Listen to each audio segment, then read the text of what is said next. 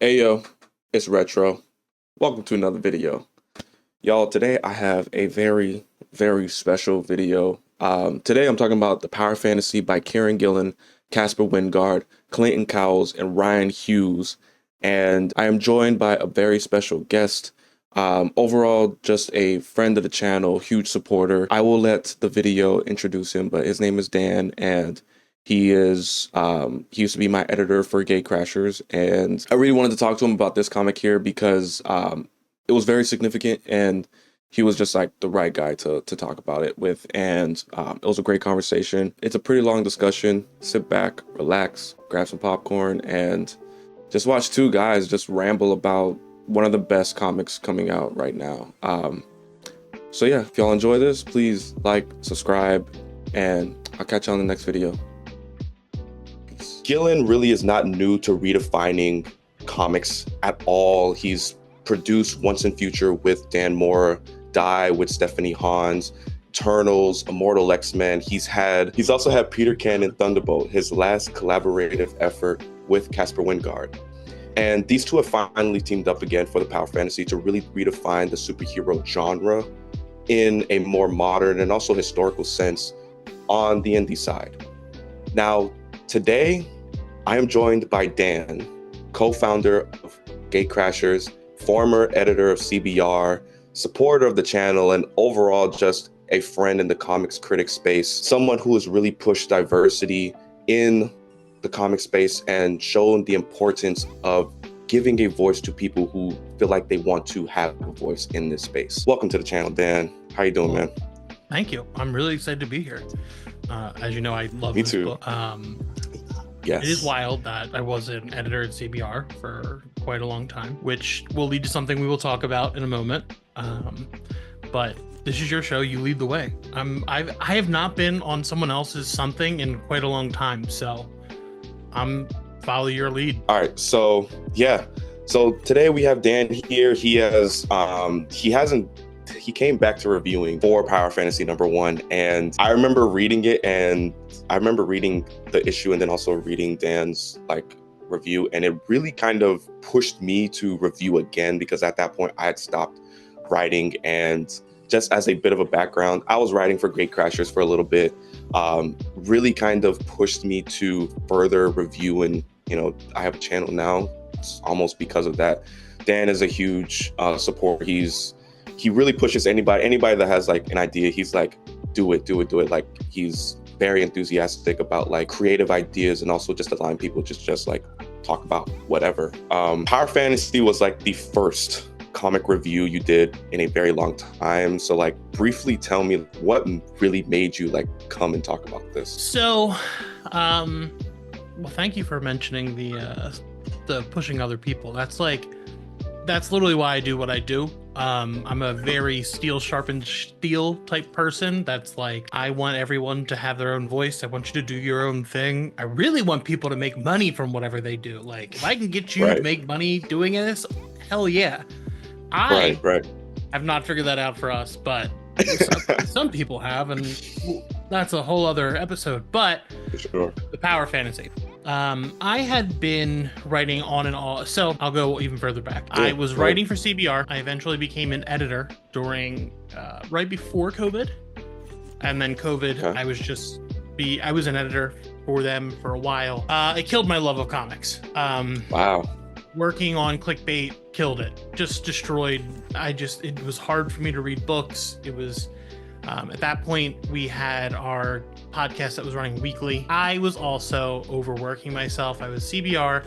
So at that point, I was writing for CBR. I was writing three or four columns a month for Comics XF. I was writing God knows how many things for our site, my site, the site. Yeah. I was also writing for Fangoria, which I still write for. I was doing all of this stuff on top of having all of my love drained from my body like a venomous snake that CBR and Valnet are. So at some point, I think it was probably after I did New York Comic Con by myself, which was stupid. I decided to just do all the press stuff alone. Basically, I lived off of beef jerky and energy drinks, other than oh my god, going to one super fancy like dinner with I'm not trying to name drop, but Steve Orlando and PKJ. Yeah. Oh god, I still think about these peppers we had there that I dream about. But I pushed myself to the limits of all things, and I just burned out. I was just like, Yeah. I can't do this anymore. I think I fell out of love with the thing that I have been doing my entire life. Like, I can tell you a million different, like my mom buying us, my brother and I, who I started all this with, and my best friend Mike, buying us Justice League of America, the Morrison run for Christmas one year. Like, I remember getting that, like all the trades and just being like, this is the greatest thing ever. Growing up as someone who watched Third Eye Comics, which is a very large comic store in Maryland, grow from nothing into like one of the biggest stores in the country. And I thought I was out. Honestly, I don't think I've spoke about this publicly, but I was to the point I was ready to shut it all down. I was ready to just be done.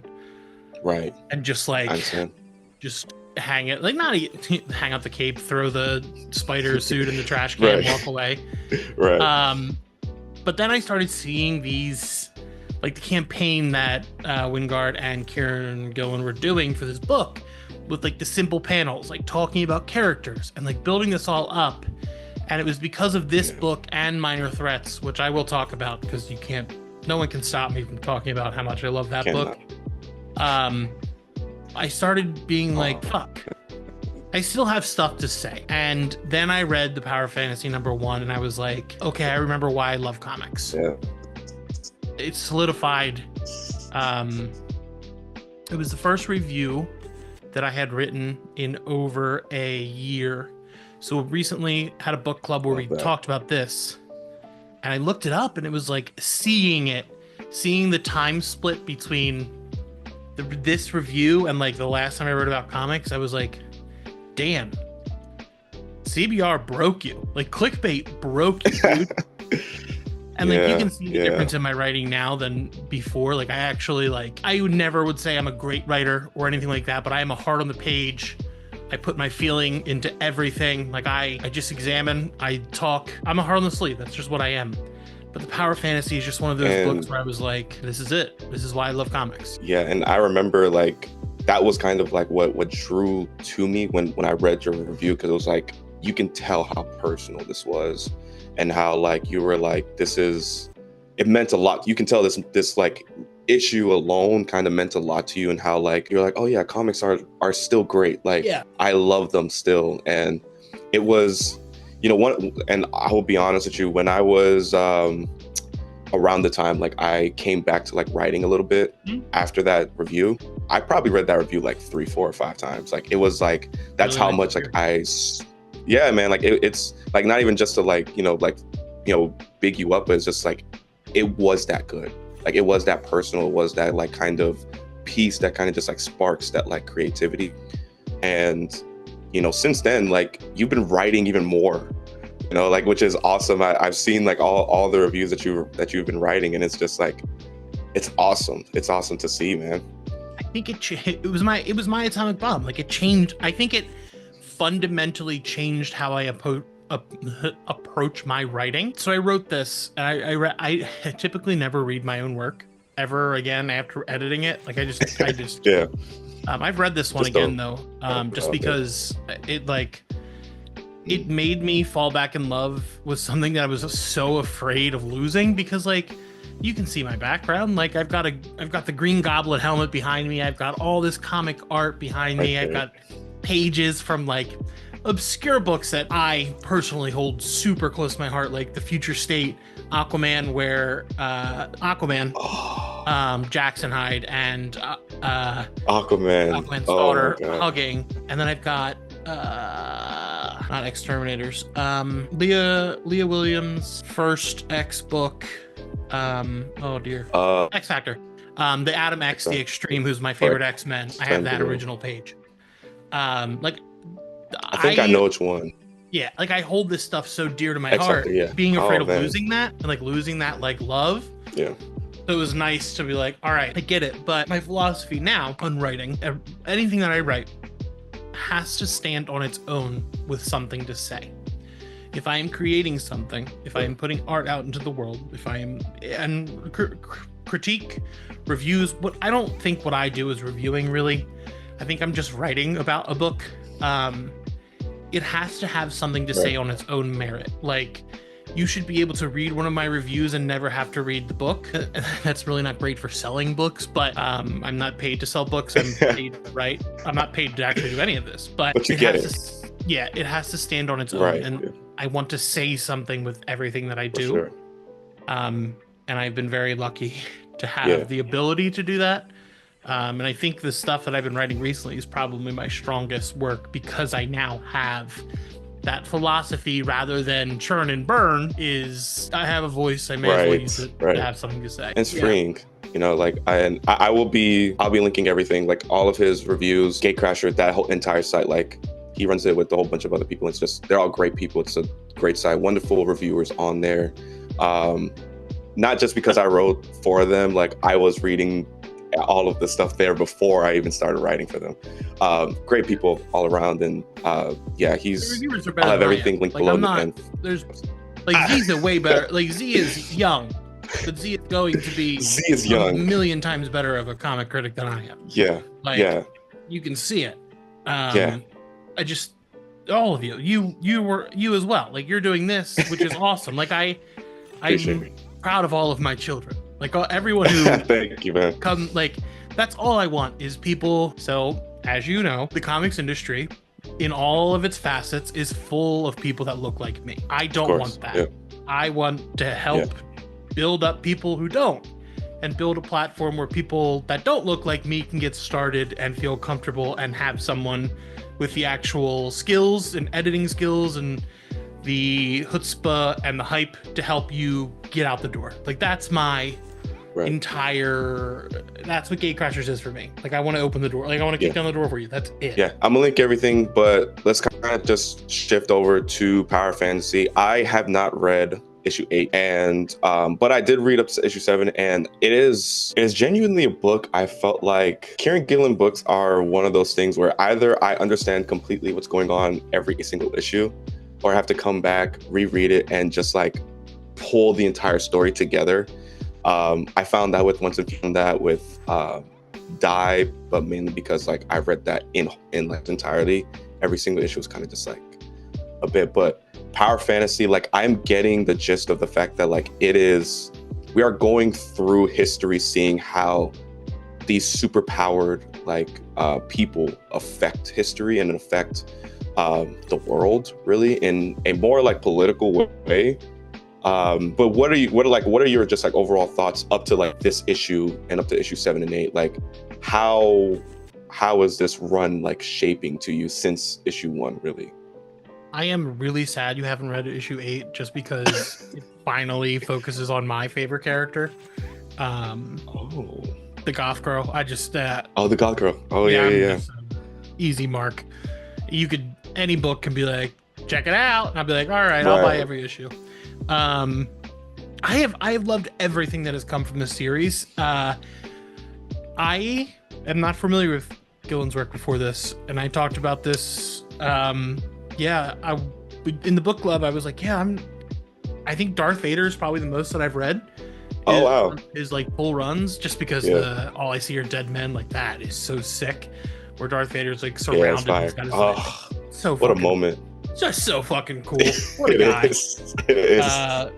But this is like my first real Gillen run. And I'm so close to like starting things like Wicked and Divine, like, but I want to wait until Power Fantasy is finished, because I don't want his other work to paint my impressions of this. Like, I wanted to read Die. I really want to read everything, but I'm like, I'm like the Gillen version. Like, I'm like, the way he writes and everything is so new to me. And I know he actually started in comics crit. Like, he is like, and he's an essayist, and you can see it when he writes his, you can tell stuff. And I'm like, I want to take this clean, and I don't want to see his other influences just yet.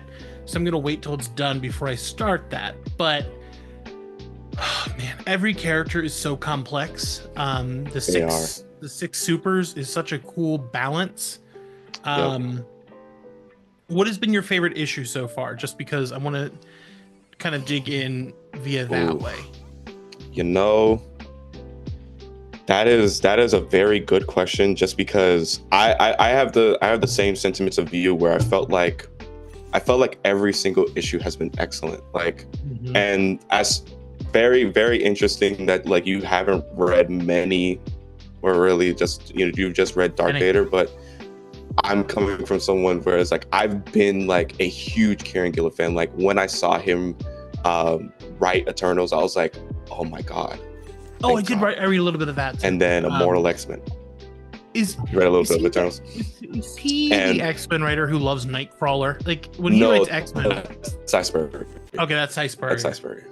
I dropped off of X-Men before. I think he was like really yeah. He took over with like Al Ewing, and Immortal X-Men was like, it was basically like Succession but the Quiet Council, and it was like he loves Xavier. His guy is Xavier, and it's like that's one of my biggest takeaways from his stuff. And I wrote an article basically on that, on his, basically like he wrote a lot of Xavier that kind of shaped how he is presented, and his Immortal X-Men does surround that a bit, but the way it just, that felt like Succession, and this also does feel like sort of Succession, where it's a lot of talking, it's a lot of like dialogue, it's very dialogue heavy, but it's so engaging how like you said, every single character is so complex, and there's no wasted character, feels like.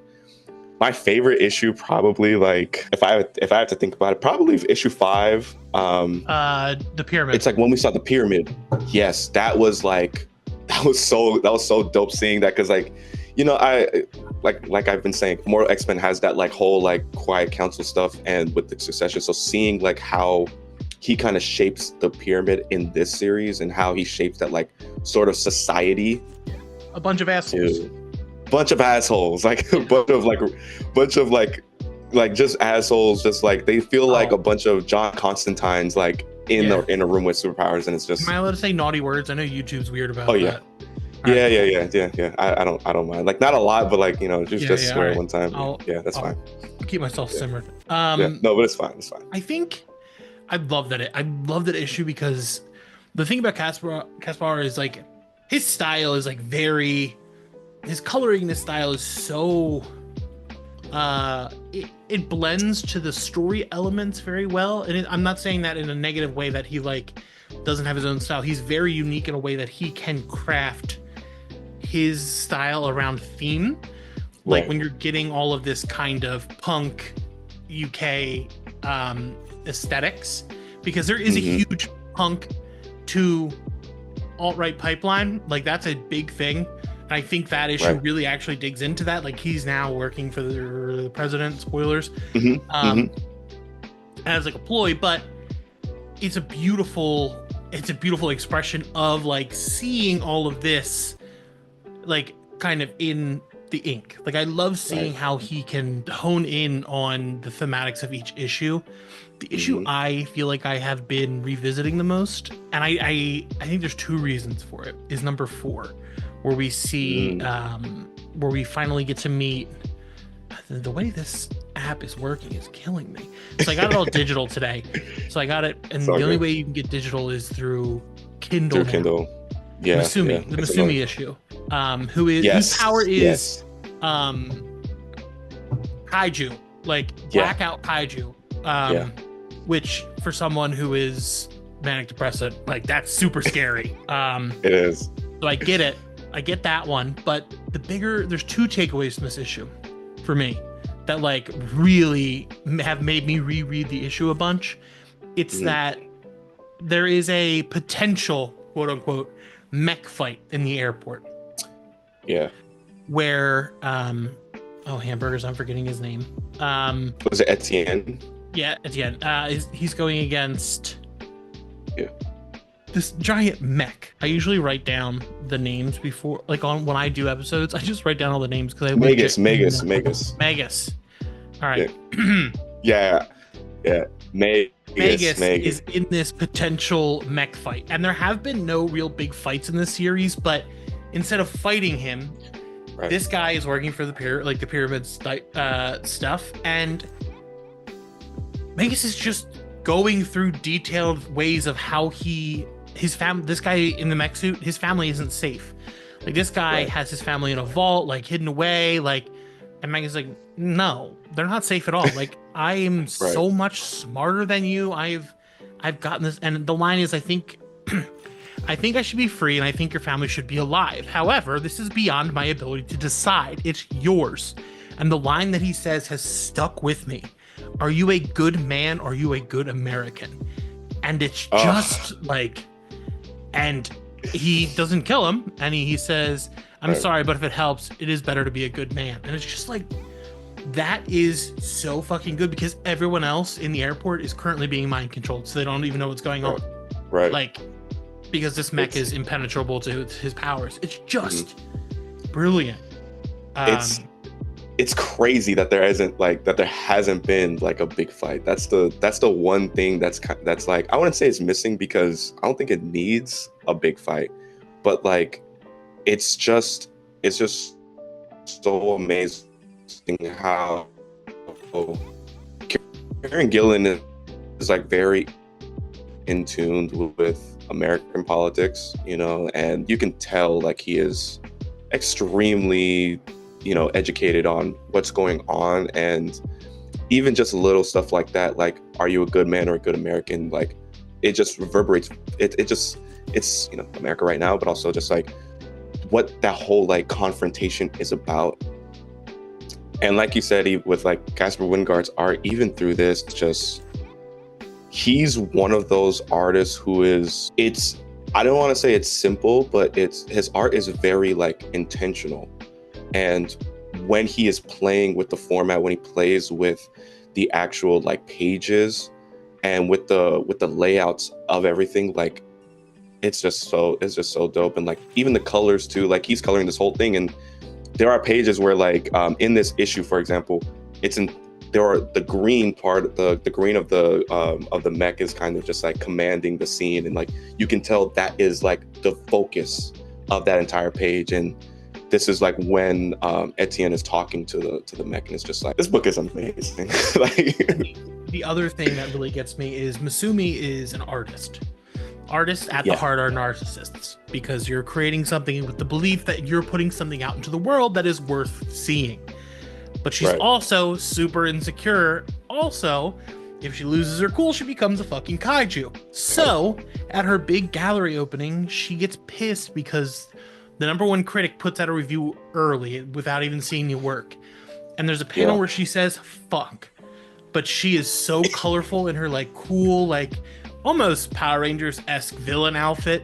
But behind her is the painting that she is trying to express the kaiju art-wise. And it's her kind of silhouetted by the kaiju behind her. And then the next panel is How Stupid Do You Think I Am, with like, in the art is just like showing like that's what's inside, like really showing the art that she wants to express, but she's just not there. And then this critic, basically, the critic holds the power of the world in her hand. Like, if she gave this person a bad review, this person could literally wipe out this entire city. Like, and she gives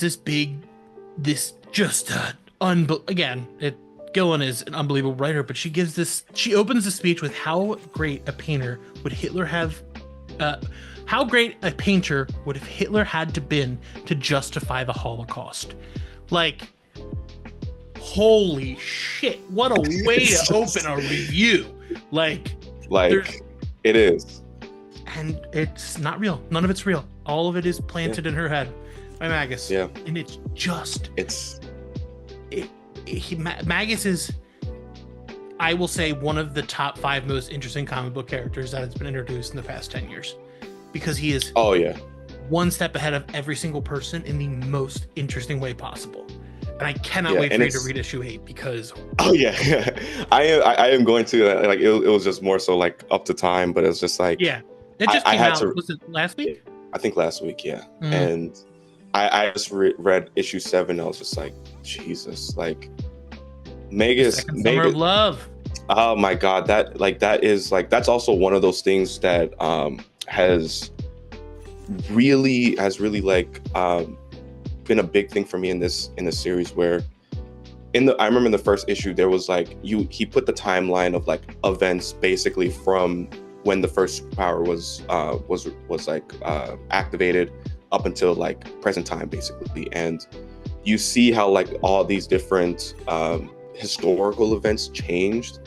And Summer of Love is one of those things where it's like it's a big like point in history where like all of these people in Manchester, right, are under like they're not really like under any like spell or anything like that, but they are just like enjoying their time. They're on drugs, they're having a great time in this like bubble, and it's like I love this like filling in details of history and like really like building this world out, seeing like what's been going on every single year. Every issue is kind of like we go back and forth in a different year, in a different timeline, to see like what happened here that's going to affect the main point of the issue.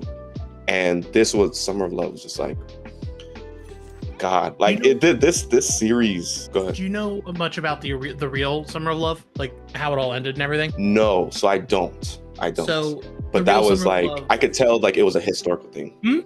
So the real Summer of Love was the hippie movement, like the whole like free love, like peace over every other nuclear option. Yeah. But it ended. Most people will say it ended because of there was a kind of mock funeral for the hippie, like the death of the hippie. It was in San Francisco, but it was more a protest on how drugs had really taken effect on their community and how the violence because of the media and all that kind of stuff. But really, it was the drugs that were killing so many of these people. The media's like backlash and stuff like that, and like free love doesn't last in a world that's so cruel. Like it's just sad, and like again, you see that echoed in this. Like, okay, you read issue 7. Like there is no true happiness because you can never hit that true pinnacle, and that's why the queen went nuts, because she couldn't make everyone happy. There is no way to make everyone happy. There are these 6 atomics. Sorry, not the atomics are the regular mutants. They're not the supers are the top notch. The 6 supers are kind of keeping each other in balance in a horrific way. Like they're all their own checks and balances up until this point, like where we're seeing the tipping points. There is a essence of like the first Summer of Love ended on a whimper. The second Summer of Love ended on the destruction of the entire UK. Very sad, but like you see that happiness is fleeting, and it's sad because everyone wants to be happy, but the queen was just like, I can't do it, so if everyone can't be happy, let's just kill everyone. Right. And that's like, I think that's like one of like one of the greatest strengths of this series is the fact that like Kieran Gillen is able to make like very profound messages in like single issues. Like this one issue alone is just like, it's something that like a lot of people do know, but seeing it on like that kind of a great scale, like in perspective, when someone has like that kind of power and still can't make everybody happy, and then she goes nuts, and it's like this series like is. Every time I read this book, I think I had this like reaction to another series. I think it was Die, where it was just like, it's just fantastic. Like you can read it, you can get something from it, and sometimes like there's not much you can say because like you just have to read it. Like it's its own like experience reading this series in like each issue. Also like even up to this point, like it's Kieran Gillen is seriously killing it. Like this feels like what he wanted to do and fully with Immortal X-Men, but maybe in like a completely different format. But it seems like how he's tackling all like you said, the superpowers like having their own checks and balances with each other. That feels like the Quiet Council, but it's on a much greater scale. It is spawning from like from world wars basically, and how like these 6 people are able to kind of like guide the entire world, and how it's and like everything shapes is just it's a phenomenal book, bro.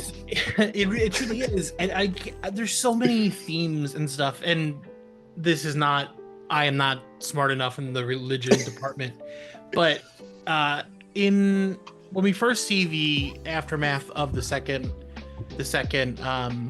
End of Summer of Love, the pyramid guy, I keep forgetting his name, but he is sitting in hell and it's empty.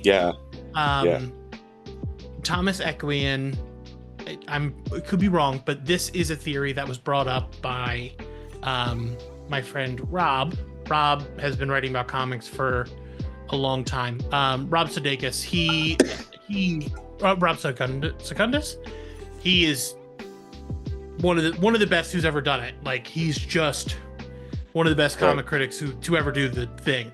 But he was talking to me and our group about the empty hell theory, in that hell isn't hell. There's no one in hell. The Catholic Church doesn't fully acknowledge this theory because it goes against what the Bible kind of teaches. But if God saves all people, why would there be people in hell? If you are saved in the end, you go to heaven, you don't go to hell. So hell is empty. And it's just that theory, and you see it later in the series. And he brought it up, so that's another theory that, like, I never would have thought of, but it's there. Like, it's just a piece of a puzzle that, like, another person from a different point of view would see that I wouldn't. And I love that, because then there's so much more to these books, and getting to talk about these books with people is important, because, like, you and I can't have all the perspectives in the world. Like, it's just not how it works. I think issue 6 was also fascinating because we get to see Ray have a child. Which would be the first offspring of the Supers. That was interesting. That was super interesting to see. Also, that he realizes he's in the room where he was conceived. Right. He also he stalks the kid. That was hilarious. Yeah. He's like an asshole, the best way. He kind of reminds me a little bit of, like, I don't want to say Quentin Quire, but a little bit, like just like in the way, like, he kind of sucks, but he's like extremely powerful, but, like, he also is just, like, you know, not a likable character really, but it's a hilarious issue that's, like, not even intentional. You know? The prodigal son, the Damien, the Quentin Quire, the one who's meant to be everything, but kind of an asshole. Also, on his floor in his bedroom, he's reading Spawn. So take that as you will. He's a big 90s image guy. So product of the 90s. Yeah, product of the 90s image movement. Yeah. But it's there's so much in every issue to, like, it's so, even when you first meet him, he's like product having it's so just funny. Had sex, like, he's just like a little prick, and I love it. Like, I'm like, I want more issues just about him. Something that I'm finding fascinating the older that I get is that I am less interested in ongoings. Now, what I mean by that is I am less interested in complete ongoings that can get canceled at a certain point. What I am interested in is, like, seasonal books. So, like, books that'll be like, season 1 is so many issues. If it does well, we will do more. So if, like, Kieran and Caspar were like, hey, we have 16 issues that are coming. If it does well and, like, we have more story to tell, we will tell more. That is what I would love to see more. And I hope that's how this book goes, because, like, I would love to have a conclusion of these people. Like, I just want to see how they end. I did realize that chapter 7 does have some of my girl Eliza with the church, which is maybe my favorite, like, of some of the best art of the series. Just, like, showing this church is the art of the church. It's beautiful, like, just downright beautiful. It's so goth. It is, like, when she, like, runs her fingers over the door and it's like blood, and the lettering's so good too. I don't know the letterer's name off the top of my head, but I am going to look right now. The letterer is it's Clayton Cowles. Clayton Cowles. No surprise. Yeah. Best letter in the game. Yeah. Yeah, man. It is Rian just, Hughes does the this is, design, which is also a banger. oh my God, that's another thing. Like Ryan, he is, everything about this book is just like amazing. Like we're just kind of glazing it, but like everything that like goes into this book produces this amazing story, but also like how it looks is important too. The whole design of the power fantasy, the covers, the logos, all of that stuff. Even like the page before the actual like comic starts, the first comic page starts, we get like designs with like power buttons and everything like that. Like that kind of give you a hint of what's going to happen in this issue. And even that is like super important to like the identity of this comic. And when you are redefining superheroes, you know, like this is how you do it. You know, we have the Absolute line in DC. We have Ultimate DC, and this is like one of the books that is. I don't want to say it's kind of running under the radar, but it naturally just is because it is like an indie book. But Yeah. It is probably leading the pack for me because of how like there's so much freedom in there, but also because of like how interesting, how much Kieran Gillen can pull from, because he is just basically going off human history and changing things entirely. Also building, like this book has a lot of world building that informs the reader of like what's going on, how everything works, how all these people play into like the main plot.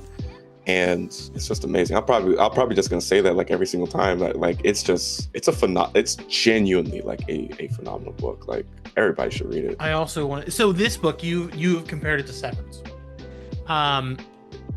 That's one of HBO's biggest shows. Now, when I talk about Minor Threats is a bit funnier. It is not, it has a lot of serious tones and stuff, but it's not as world ending kind of stuff. Trying to think of a comparable HBO show. If like we're talking Sunday night, like Minor Threats is like the Righteous Gemstones, and this is like Severance. Like Righteous Gems, it is a very funny book. It is someone, we were talking about this book in our book club, someone mentioned like the Watchmen of it all, that like this unpacks what we know about superheroes and rebuilds it, and it does the Watchmen thing where it's like, oh, this is darker, superheroes, yada yada. But I was like, I think it's more so, it's not a Watchmen thing. It's you're taking the pieces that are familiar to people who read comic, like no superheroes. Thankfully, the one thing about the MCU and the superhero cinema is that everyone is familiar with superhero universes now. So now everyone has those building blocks in their minds. You can then take these building blocks and rearrange them to tell different stories that don't just have to play by the rules of Marvel or DC anymore. So we've got a book like this that is these 6 nuclear-powered people basically keeping each other in check. Then we've got Minor Threats, which is about the C-listers, D-listers that we all know and love from like the Flash's Rogue Gallery or things like that. You know these characters, like a character who, one of my favorites is a wizard who only does dinosaur magic. He's in like 3 panels of one issue. He fucking rules. Wow. He's an old man. That's awesome. Yeah. The main character is like, she's kind of like a toy man type thing, but she makes living toys and but it's about these people wanting to better themselves in a world where no one believes in them. It is such a human story, but every spinoff has been incredible. One is called The Alternatives. That's the one I try to, people who like have read comics for a long time, I'm like, this is what you want. Now, imagine Vertigo. You know that like characters like Swamp Thing and Animal Man and Shade the Changing Man, they were kind of goofy before they got their big runs. Now imagine Animal Man. Before was like a golden age, like he was in all these fun stuff. He's a fun family guy. Then Grant Morrison got him and was like, here's some fucking trauma, and shook him.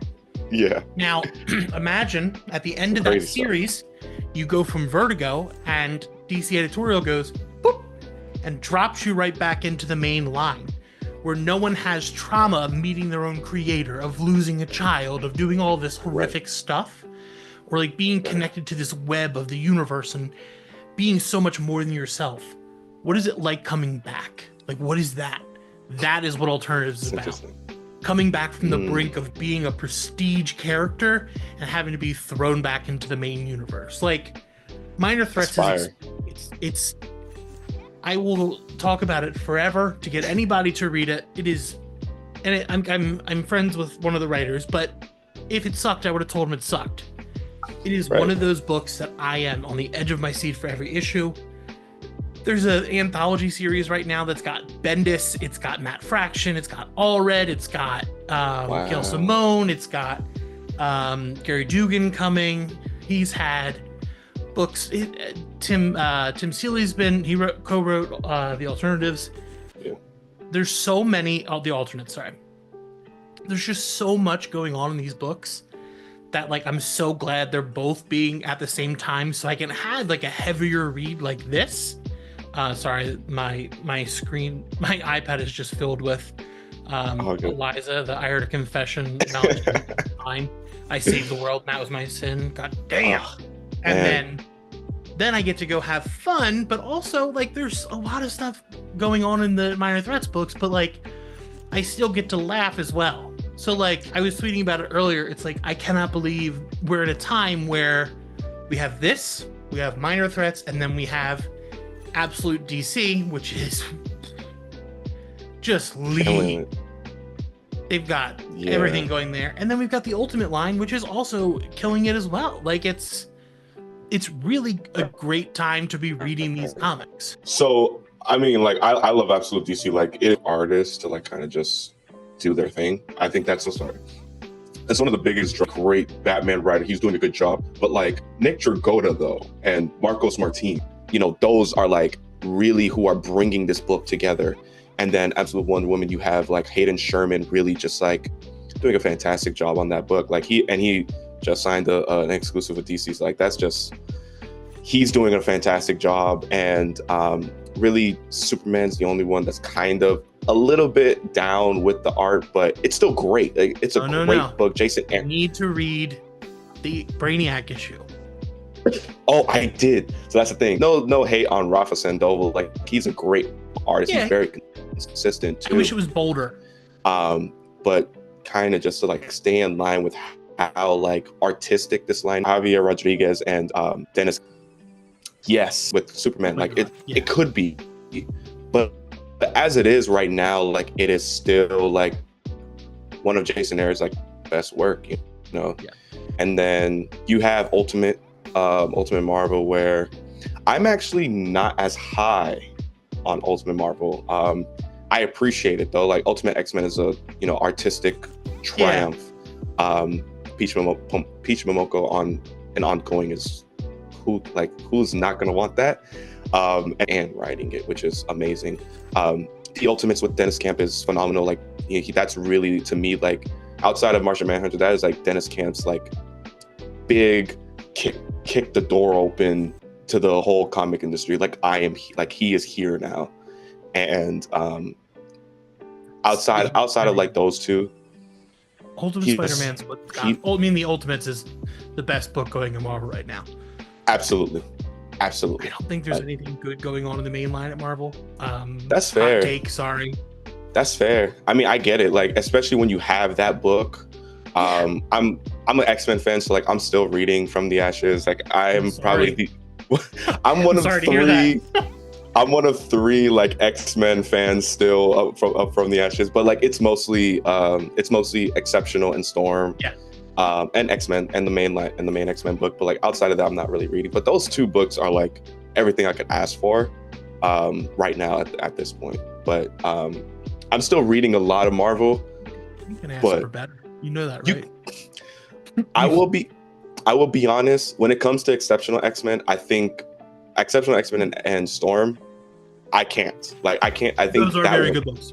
Very like just like line, as a line, absolutely. Krakoa back to Schlop. Yeah, and that's something I'm definitely like I'm gonna make a video about. But it's one of those things where it's like I can expect better, right? Of course, we all should. But I think like with the way Krakoa ended, I want that to come back when like they are for sure going to do it right. Yeah. Because that was even like looking at the beginning of Krakoa as like, we're gonna go off on a tangent, but as amazing as that was, like it was still very much a very white initiative and a very unambitious. Like Hickman was the most ambitious writer there. Yes. And then it really wasn't until like he left where we started getting like Al Ewing, Kieran Gillen, Victor Laval. Like where was that in the beginning? But when it does come to something soon too. Oh, Imperial. Oh yeah. I can't wait for that. I cannot wait for that. But yeah, I'm super glad. Exceptional is the one with Emma Frost, right? Yes. Yeah. I read a couple issues of that. I really like that. Storm, I'm just glad she has a good book that is ongoing, that isn't Chris Claremont's hidden fetishes. Yeah, absolutely. So again, anytime people get to write books that aren't just white dudes, I'm all in. So yeah, I'm gonna redact what I said about the entire Marvel lineup being good. Miles Morales is a really good book. I'm like 20 issues in. I did it all in one night, and like I love how Ziegler writes Miles. I love Scorpion. I'm a huge Scorpion guy. Love that freak. So like him being buddies with Miles is like bread and butter to me. Interesting. Love it. Yeah. It's worth reading. You know, I was reading it for a while. I think I will definitely have to catch up. I think I got to like wherever Gang War ended or started for that title. I didn't get to the vampire stuff, so that's a little nerve-wracking for me to know that's coming. But Power Fantasy was. Let's go back. Yeah. I genuinely just think it's one of those comics that's just like, I can't wait to see how it ends, because I want to be able to read the whole series in one go. Same. And like see how everything connects, because he's connecting so much all the time, but we are not privy to the knowledge that he has that's 10 issues away. So like, I want to see all the dots. I want to see where those strings attach. I want to see more Eliza. Like I want to see more of everyone. Yes. Like they are like Etienne, Magus, Heavy, all of them are just like Valencia too. Like they are all just such interesting characters. It's an interesting world too. So like they can, not every book needs a spin-off, but like they could do more in this world. Like one shots, stuff like that. Like I would be happy to read one shots about these characters. Right. I just really I like what they're doing, and I really am excited to see where it goes. Me too. And how long it goes is what I'm really interested to see. Yeah, that'll be very interesting to see, because with that freedom of just like being on the indie side, like they could keep it ongoing and just like, you know, they just take a break and come back after like a while. You know, Ice Cream Man does that like every 3 months it comes back, every 4 months it comes back. And what a book. Oh my god, I'm behind like maybe like 3 issues, but like what I've read, you read the Superstar issue, right? I didn't. I need to. That's how behind I am. Yeah, I need to. Man. I know. Like that was that. I have to come back, but I remember first reading that book and I was just like, yeah, they can just keep writing. Like take your time. Like even if you go off on a break for like a year, like we'll still be here. We'll read it when the issue comes back. Just like Saga. Saga took like Lord knows how many years and came back, and people are still never read it. Neither have I. But it's too far gone. I don't think I'm ever gonna read it. I think I missed the train, never getting on. That's fair. Yeah. I think I just missed out. I read like the big phenomenon comics. I did The Walking Dead from issue 1. Invincible I read from issue 1 when I was young. Me too. Yeah. But I missed Saga, and I don't think I'll ever be able to just do, unless we like I end up doing an episode on it or something. I don't think I'll ever pick it up, just because I feel like I just missed out on a whole period of time saga, because it went away and then it came back, and it's just like to no fanfare. Like there was no like clamor or pots and pans being banged. Yeah. It was just there. Yeah, I think that's just because like the fans like it. You know, the fans they'll be there, they'll read it. Yeah, but good I for think them. Saga's probably one thing I will maybe read if it ends one day. You know, maybe I'll just come back and When be you're like, geriatric. oh, let's read Yeah. it. It'll end. Yeah, because right. It seems like that's just gonna go on forever. That's kind of how I want like power fantasy to go. However long, you know, like it doesn't need to. They can take however much time like they want, as long as like they take time. Yes, because I did an interview with Chris Condon the other day about News from the Fallout, which is a book coming out soon from Image, where he talked about he's putting these books out, and with Image you get to choose your own paper, like when you're putting books out, because you're putting in your own money to print the books. Like you have stake in this. Right.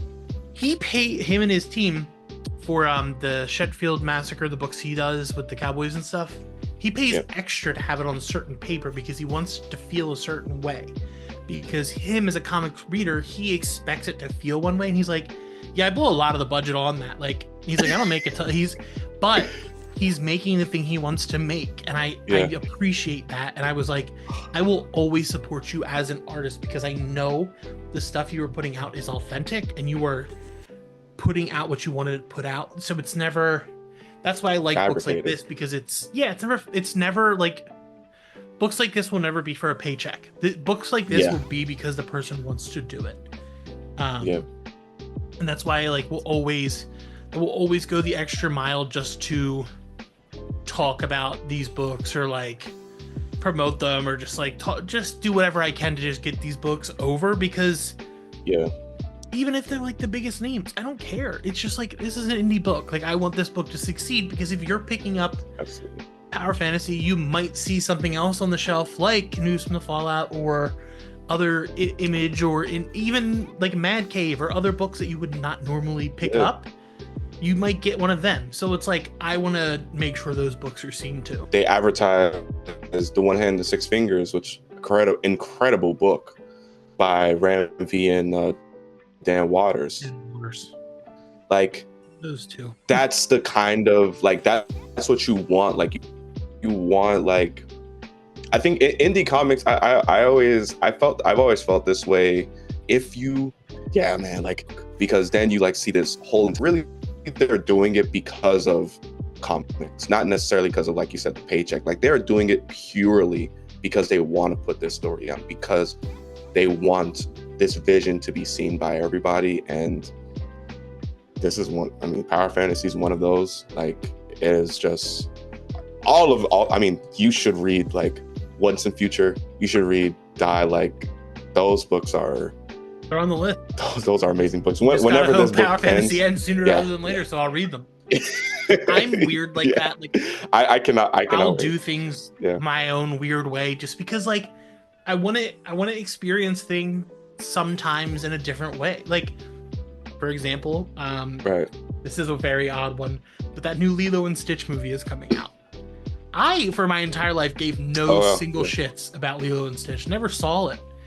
But something about that little freak, that little freak running around at the Super Bowl was like, I want to see this movie. And now I'm trying whatever I can do to see it early, because I want to review it, because I want to see the new one first and then the old one, just because that's how I want to experience it. I want to see the new thing rather than the original, with no nostalgia. Like, I want to experience it out of tune. I want to hurt myself, essentially, because I know it's not going to be as good, but you can still experience it for the first time.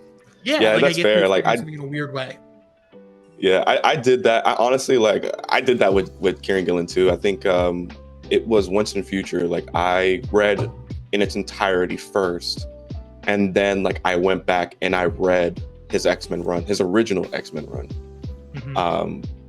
The Uncanny X-Men, and then I like just started going off and reading like a bunch of his other stuff, and I was just like, I'm doing that Chris Condon too. I haven't read Texas.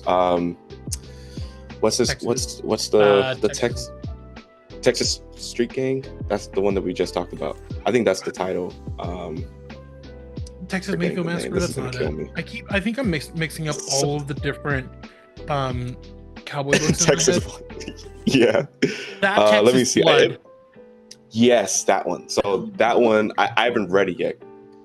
I haven't read it yet because I'm reading his Green Arrow run, and I kind of just want to see like how that shapes. And I'm liking it a lot, but it's just like, let's kind of hold off because I've heard, and like I know Jacob Phillips drew it, which is, you know, an amazing artist in his own right.